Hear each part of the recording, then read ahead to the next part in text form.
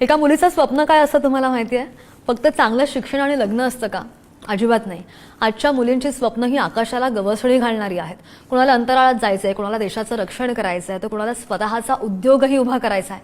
पण अनेकदा असं होतं की ही स्वप्न फक्त उंबरठ्याच्या आतमध्येच दाबली जातात, कारण की समाजात लोक काय म्हणतील किंवा लोक काय विचार करतील या भीतीनं कित्येक उड्डाणपुलं अर्धवट राहतात.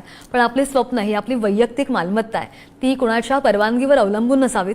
आपण जेव्हा स्वप्न पाहतो तेव्हा येणारे जे अडथळे आहेत त्याबद्दल काही आपल्याला वेगळं सांगायला नकोय. जग आपल्याला अडकवण्याचा बराच प्रयत्न करतं, मात्र कधी रीतिरिवाजांच्या नावाखाली असू देत तर कधी सुरक्षिततेच्या नावाखाली असू देत. पण सावित्रीबाई फुलेंनी जेव्हा शिक्षणाचं स्वप्न पाहिलं होतं तेव्हा त्यांच्यावर दगडफेकही झाली होती, तरी सुद्धा त्या कुठे थांबल्यात. आणि म्हणून आज तुम्ही आणि मी इथे आहोत. परिस्थिती कशीही असू देत, कुटुंब पाठिंबा देवो या ना देवो, तुम्ही स्वतःवर विश्वास ठेवायला शिका. तुमची जिद्द इतकी मोठी असायला हवी आहे की नशिबाला सुद्धा तुमच्या समोर एक ना एक दिवस झुकावं लागणार आहे. स्वप्न पाहणं ही पहिली पायरी नाहीये, पण ती पूर्ण करण्यासाठी संघर्ष करणं ही खरी परीक्षा आहे. रात्रंदिवस मेहनत केली, स्वतःला सिद्ध केलं की एक ना एक दिवस यश मिळतंच. जोपर्यंत तुम्ही स्वतःच्या पायावर उभ्या राहत नाहीत तोपर्यंत जग तुमचा आदर करणार नाहीये. तुमची स्वप्न कुणासाठी तरी ओझं नसून तुमच्या कुटुंबियांचा अभिमान वाटायला हवीत, व्हायला हवीत.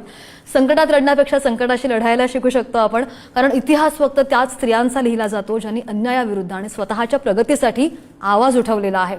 उंच उडा, हे आकाश तुमचंच आहे.